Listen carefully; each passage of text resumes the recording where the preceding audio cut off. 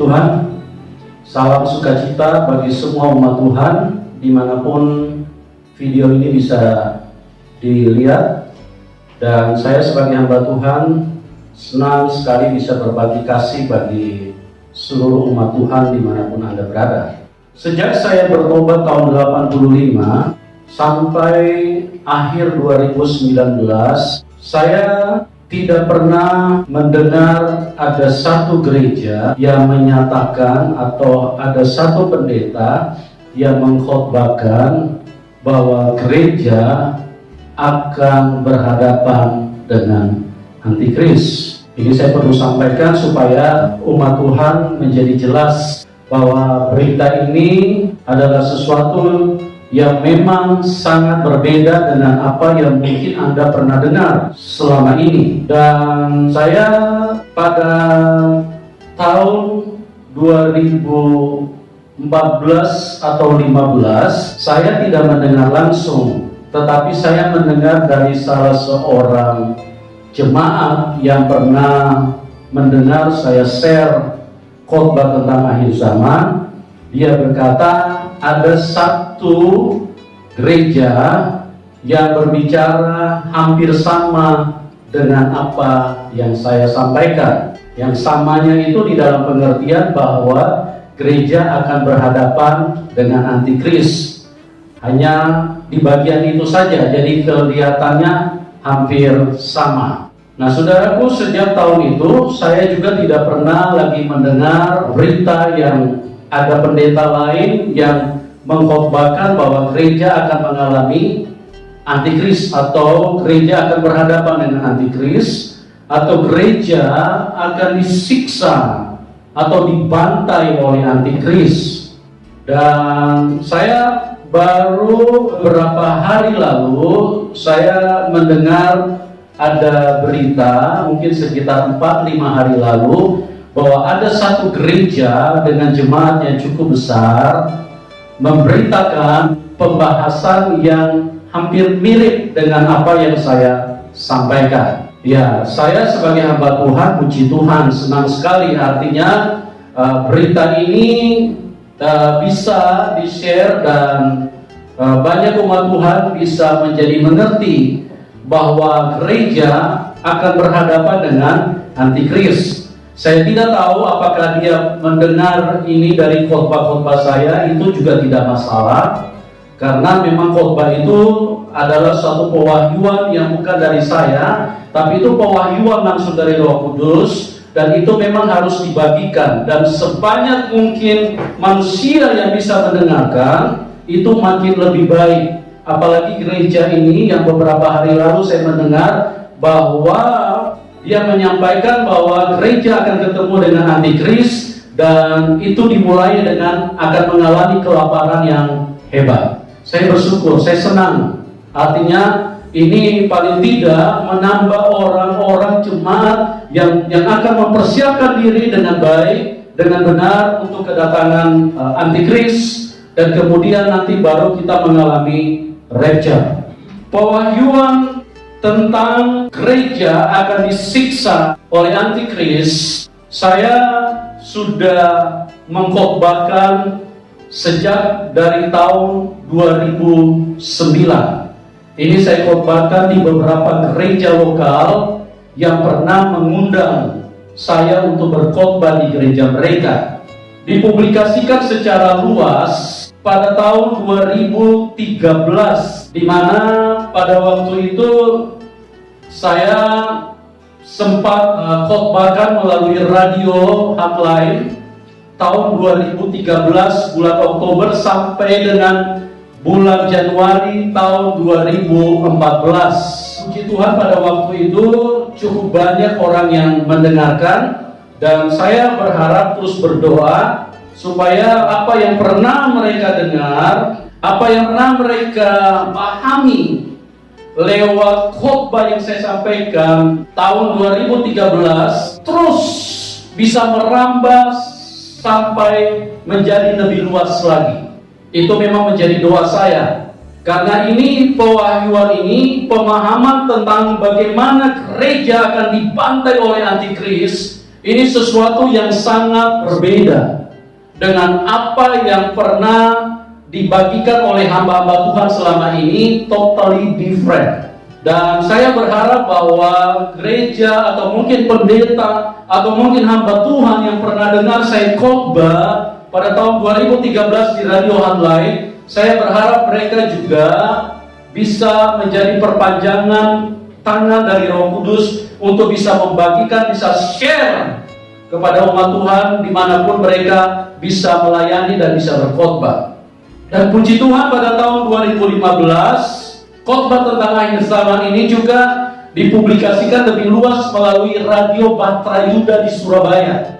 Dan saya berharap lewat pemberitaan-pemberitaan secara luas lewat radio, karena lewat radio kan artinya melewati lintas gereja, ya. Artinya bukan hanya satu gereja yang dengar, tetapi di situ siapapun bisa dengar, dari gereja manapun bisa dengar, bahkan dari kepercayaan-kepercayaan yang lain pun bisa dengar bahwa ini kebenaran, ini akan segera terjadi.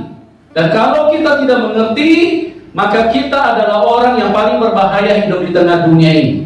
Karena firman Allah pasti terjadi, firman Allah pasti tergenapi, firman Allah tidak mungkin gagal, firman Allah pasti harga mati, firman Allah itu mutlak harus terjadi.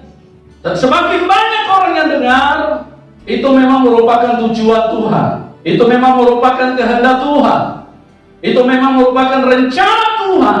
Karena Tuhan sangat mengasihi manusia, Tuhan sangat sayang kepada manusia. Tuhan tidak ingin ada satu manusia pun yang menderita.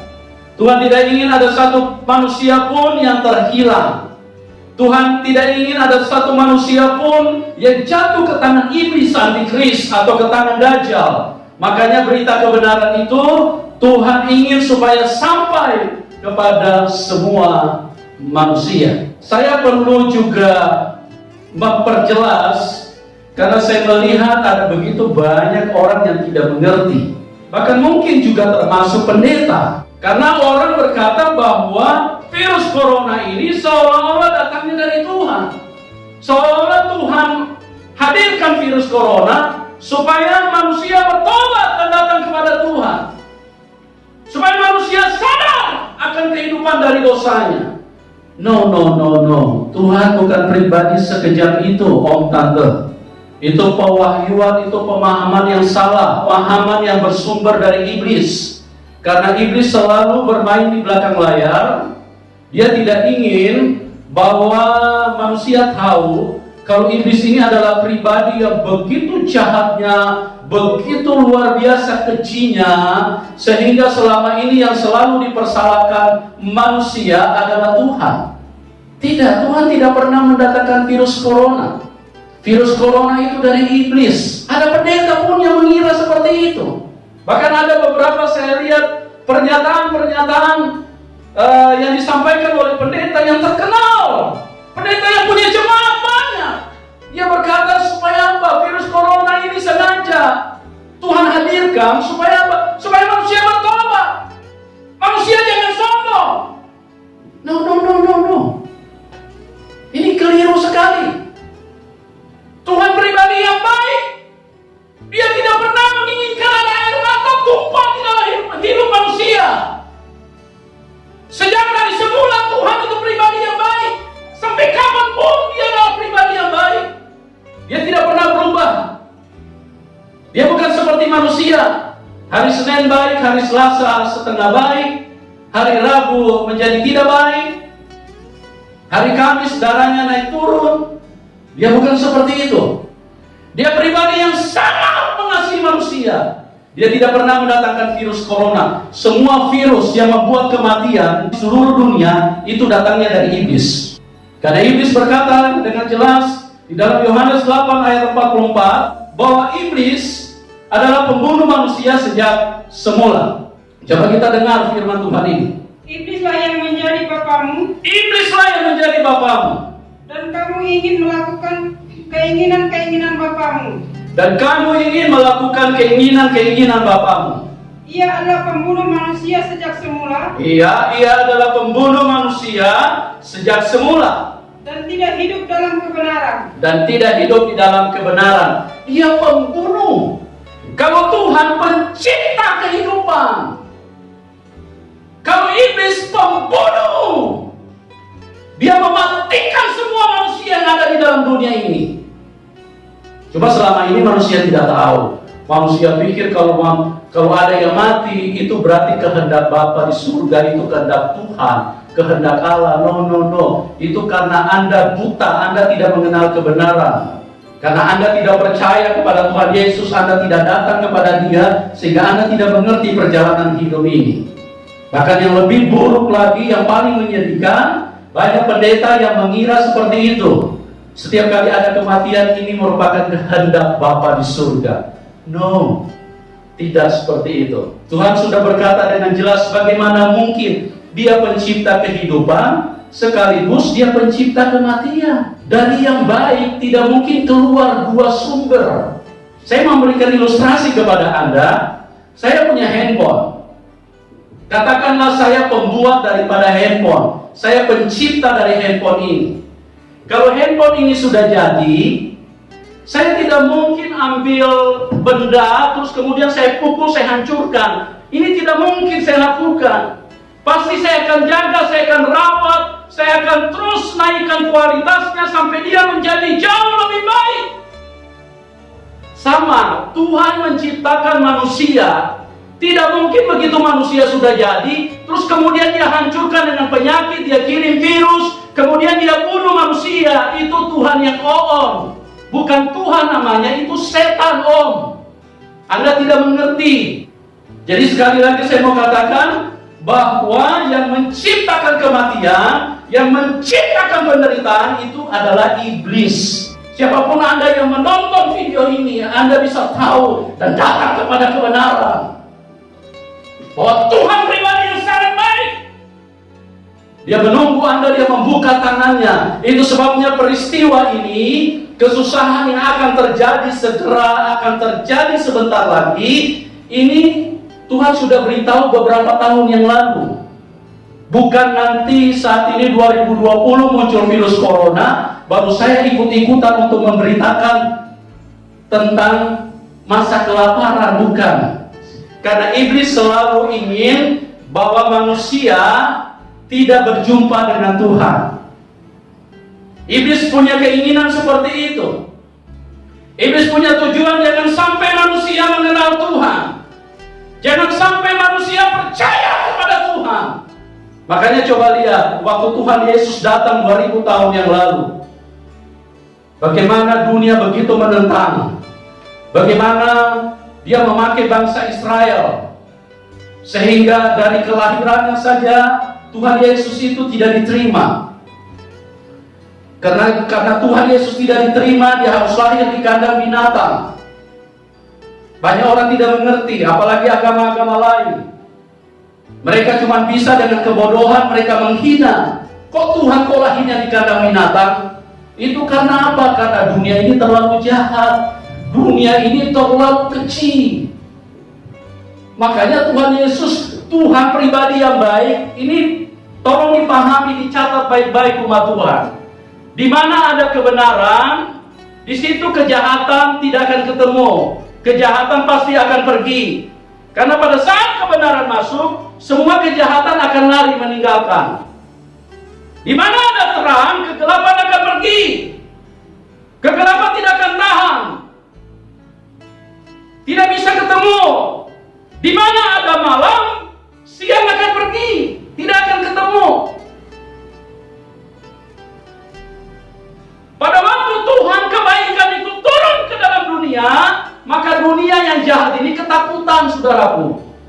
Sehingga mereka marah besar, iblis pakai manusia untuk apa? Untuk melawan Tuhan. Tuhan itu dari lahirnya begitu menderita. Sampai matinya di kayu salib, disiksa begitu luar biasa oleh iblis lewat tangan-tangan manusia. Itulah menunjukkan bahwa yang benar tidak bisa ketemu dengan yang tidak benar. Yang jahat tidak bisa ketemu dengan yang baik. Ini akan terjadi peperangan yang luar biasa. Saya berharap penjelasan seperti ini bisa sedikit membuka pemikiran saudara, bisa sedikit membuka pengertian, membuka pemahaman saudara, supaya Anda jangan ikut-ikut mempersalahkan Tuhan. Karena banyak orang yang tidak mengerti, mereka berkata, kalau dia Tuhan kenapa dia digantung di kayu salib? Kan bukan masalah di salib itu, Om. Masalahnya dunia ini jahat sekali.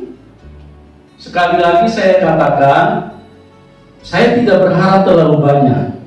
Dari 7,5 miliar kurang lebih manusia yang ada di dalam dunia ini, kalau seandainya ada 7.500 orang saja yang mengerti kebenaran ini sudah dahsyat. Puji Tuhan, luar biasa. Mungkin ada yang berkata, pendeta, kenapa Anda terlalu pesimis seperti itu? Ini bukan soal pesimis, tapi memang ini sebuah pernyataan yang sudah tertulis di dalam Alkitab. Terlalu sedikit orang yang menginginkan kebenaran. Terlalu sedikit orang yang mau menerima kebenaran. Pendeta saja tidak mudah untuk menerima kebenaran. Mungkin Anda jangan kaget, saudaraku.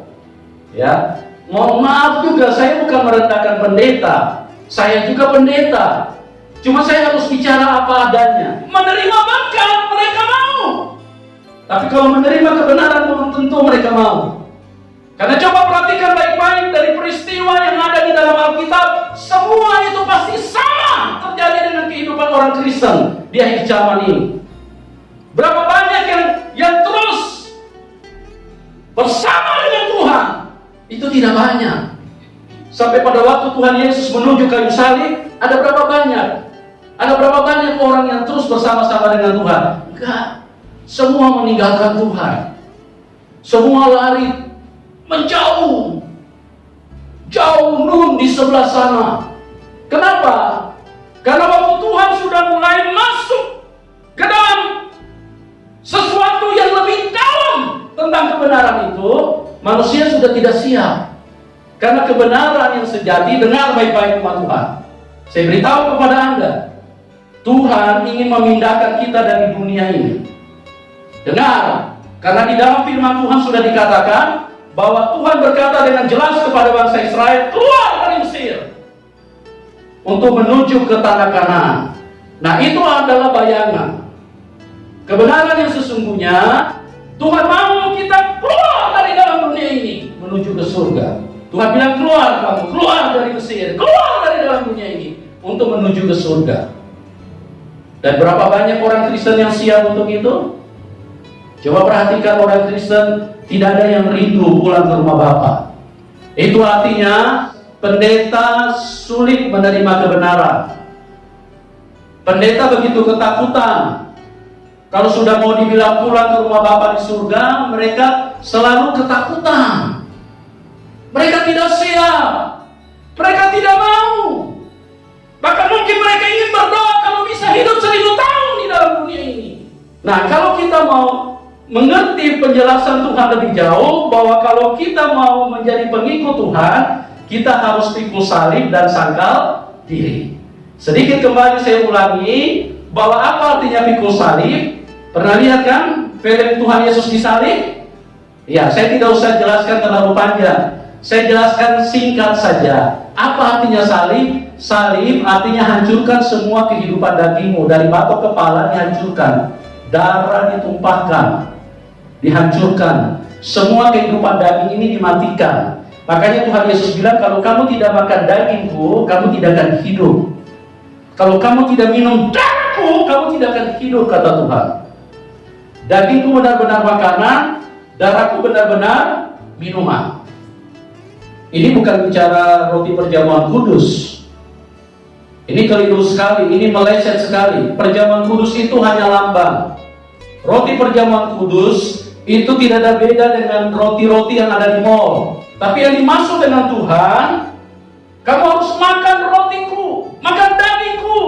Bagaimana caranya dimakan? Dipecahkan dulu. Kehidupan daging dihancurkan, darah ditumpahkan.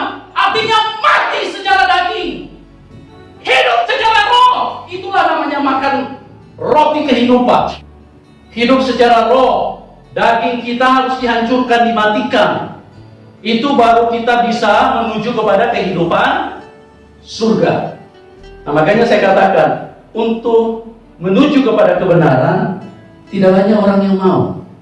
Mohon maaf, tidak terlalu lebay, tidak terlalu berlebihan. Tapi memang itu sesuai dengan apa yang tertulis dalam firman Tuhan. Ya, dari 7,5 miliar manusia yang ada di dunia ini, saya tidak berharap banyak. 7.500 orang saja yang mendengar khotbah ini dan memang benar-benar memahaminya dan melakukannya di dalam hidupnya, itu sudah puji Tuhan luar biasa. Karena setiap kali manusia mau datang kepada Tuhan, iblis sudah lebih dahulu menghalangi. Iblis sudah lebih dahulu berdiri di depan dengan kekuatan yang tidak pernah disadari oleh manusia. Dia sudah menghalangi untuk manusia jangan sampai berjumpa dengan kebenaran. Saya ingin kasih satu ilustrasi kepada kita. Ini Alkitab. Ini kebenaran firman Tuhan yang diakui oleh bermiliar-miliar orang Kristen di seluruh dunia. Semua tahu, ini firman Tuhan, ini pikiran Tuhan, ini kebenaran, ini buku kehidupan. Tapi coba, berapa banyak yang mau baca Alkitab? Berapa banyak? Pendeta pun malas baca Alkitab. Anda baru mau pegang Alkitab aja, setan sudah datang, dia ambus, dia sepoi-sepoi, dia tiup, udah langsung ngantuk. Nanti ya Tuhan, besok lagi mau baca Alkitab, belum pegang, nanti setan sudah kasih proyek, kasih kegiatan lagi, kasih apa lagi. Gak bisa, nanti pada akhirnya sampai 7 tahun kita gak sentuh-sentuh Alkitab. Paling cuma ketergantungan nanti kalau di gereja. Itu pun kalau lagi ada masalah baru ada sungguh-sungguh dengan firman Tuhan. Ya, kalau lagi kena corona, nah mungkin baru cari-cari Alkitab, ayat yang mana cocok ini untuk pakai berhadapan dengan situasi. Itulah manusia. Dan terlalu sulit kebenaran masuk di dalam hidup manusia. Sungguh mengerikan. Sungguh saya sebagai hamba Tuhan sangat sedih. Saudara, mungkin di dalam penyampaian ini ada penekanan dan mungkin terlalu keras Anda dengar. Saya tidak bermaksud apa-apa. Memang begitulah di dalam mengungkapkan kebenaran. Karena yang namanya roh itu pada saat dia dipertemukan dengan daging itu akan menjadi keras sekali. Karena roh itu tujuannya, itu dia harus hancurkan daging itu sampai seluruhnya menjadi roh. Makanya coba Anda perhatikan di dalam Alkitab, pada waktu Tuhan Yesus mulai bicara, itu kata-katanya seringkali terlihat begitu keras. Sehingga banyak orang Israel tidak tahan. Coba kita baca dalam Yohanes 6, ayat yang ke-60. Dan kita lompat di dalam ayat ke-63 dan kemudian ke-66. Sesudah mendengar semuanya itu, banyak dari murid-murid Tuhan Yesus yang berkata, perkataan ini keras. Iya, banyak dari murid-murid. Mereka berkata perkataan ini keras. Siapakah yang sanggup mendengarkannya? Siapa yang sanggup mendengarkan? Ini Tuhan sendiri loh yang khotbah. Tuhan sendiri yang bicara. Kebenaran itu tidak mudah masuk dalam hidup manusia. Dan pada saat disampaikan kebenaran itu memang keras.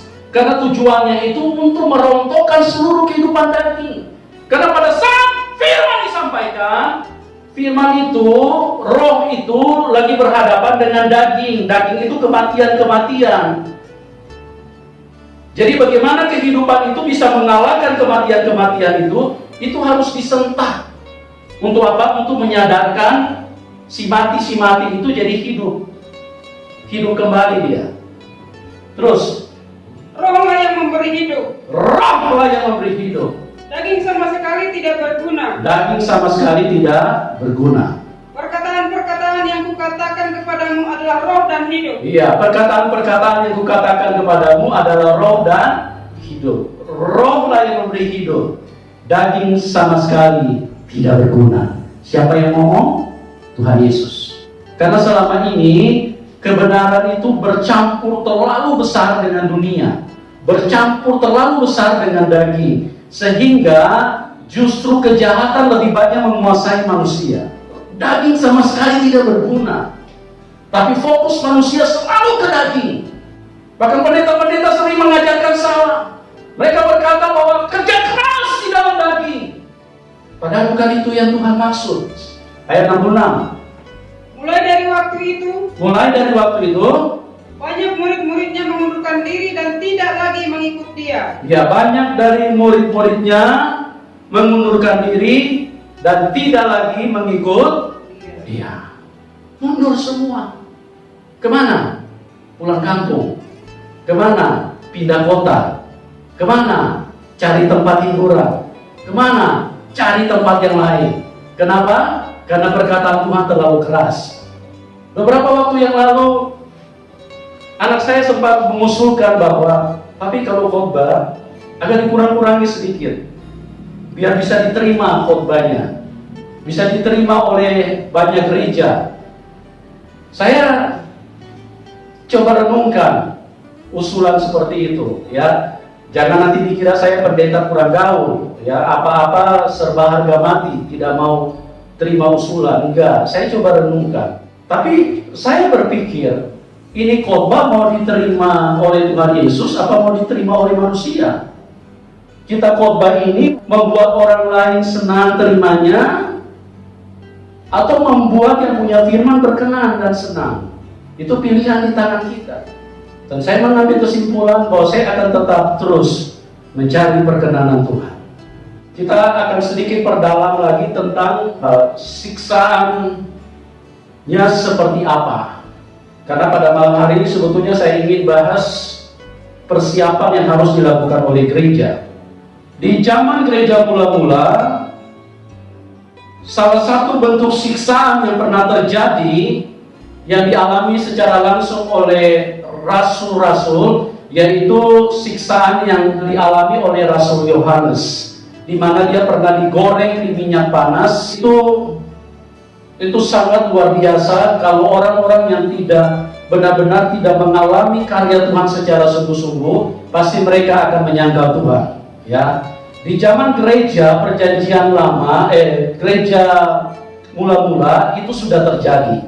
Bagaimana siksaan-siksaan seperti itu sudah hadir. Nah, Tuhan bilang bahwa siksaan yang akan terjadi di zaman antikris ini belum pernah terjadi dan yang tidak akan terjadi lagi.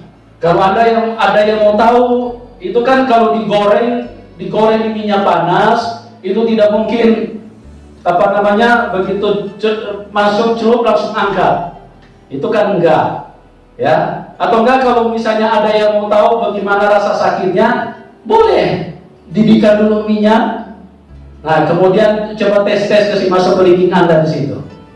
Kalau mau cari tahu rasanya seperti apa, ya. Itu pernah terjadi di zaman gereja mula-mula. Rasul Yohanes digoreng hidup-hidup di situ, cuma karena dia tidak mati, akhirnya dia dibuang di Pulau Patmos, ya. Jadi siksaan-siksaan yang seperti itu siksaan kacang-kacang. Kalau orang Jepang bilang siksaan kacang-kacang itu masih kecil. Jadi siksaan yang sangat mengerikan, sangat berbahaya. Karena tujuan daripada siksaan itu ingin supaya gereja menyangkal Tuhan. Tujuan daripada siksaan itu tidak mati sekaligus. Jadi disiksa selama mungkin sampai satu ketika di titik tertentu Anda mengalami kesakitan yang luar biasa. Akhirnya Anda berkata, ya, saya menyerah. Saya percaya antikris. Pada waktu itu dia tidak pakai nama antikris. Ya, kalau dia datang pakai nama antikris, sekali lagi tidak ada orang yang percaya. Ya, seperti simulasi-simulasi gereja selama ini. Kalau film antikris, kaki tangan antikris naik mobil, platnya 666, terus mereka datang pegang senjata. Datang ke gereja-gereja tanya, apakah Anda percaya Tuhan Yesus? Nah, kalau percaya, langsung didor. Enggak seperti itu. Sekali lagi, iblis bukan sekelas TK. Kalau seperti itu, anak-anak TK, anak-anak sekolah minggu pun tidak akan ada yang mau percaya kepada dia. Lihat angka 66 sudah tahu, sudah lari semua. Angka 66 itu tidak akan kelihatan om tante. Hei para rekan-rekan hamba Tuhan, para pendeta, dengar baik-baik. 666 itu tidak akan kelihatan. Nanti di bagian tertentu kita akan bahas itu. Itu tidak akan kelihatan. Makanya di dalam Wahyu dikatakan, barang siapa berhikmat, baiklah ia menghitung bilangan itu. Hanya orang yang berhikmat dari Roh Kudus, dan dia menghitung, mengkalkulasi bilangan itu, baru dia bisa mengerti, oh yang dimaksud dengan 666 itu adalah ini. Masih cukup banyak apa yang saya ingin sampaikan, dan kita akan lanjutkan di pembahasan video berikutnya, dan Tuhan Yesus memberkati kita semua. Amin.